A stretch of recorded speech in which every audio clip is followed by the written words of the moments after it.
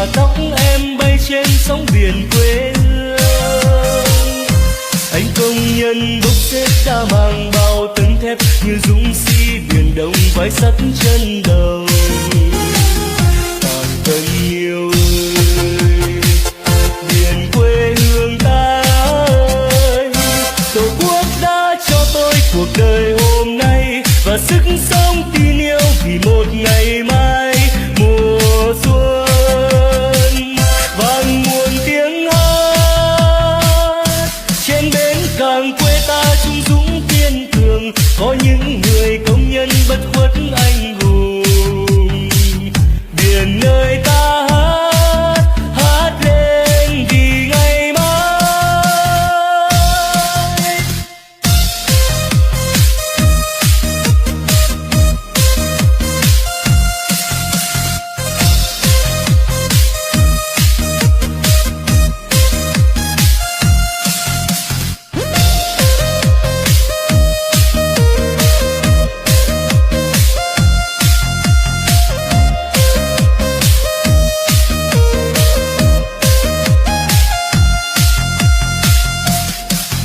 Xuân sang trên bến cảng, đàn hai âu tung cánh bay dẫm trời. Cảng của ta vui đón bao chuyến hàng, những chuyến hàng bè bạn từ xa xôi, những chuyến hàng Việt Nam gửi đi muôn nơi.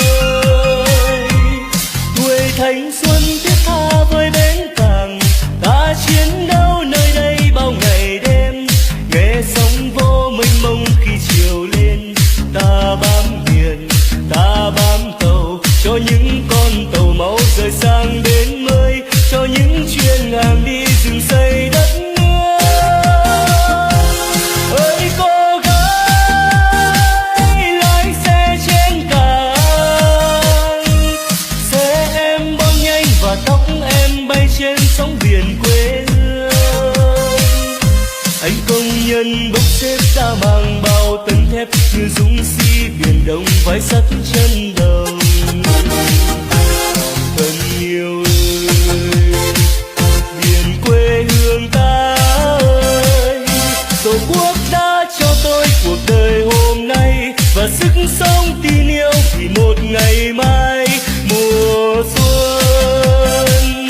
Vang muôn tiếng hát trên bến cảng quê ta trung dũng kiên cường, có những người công nhân bất khuất anh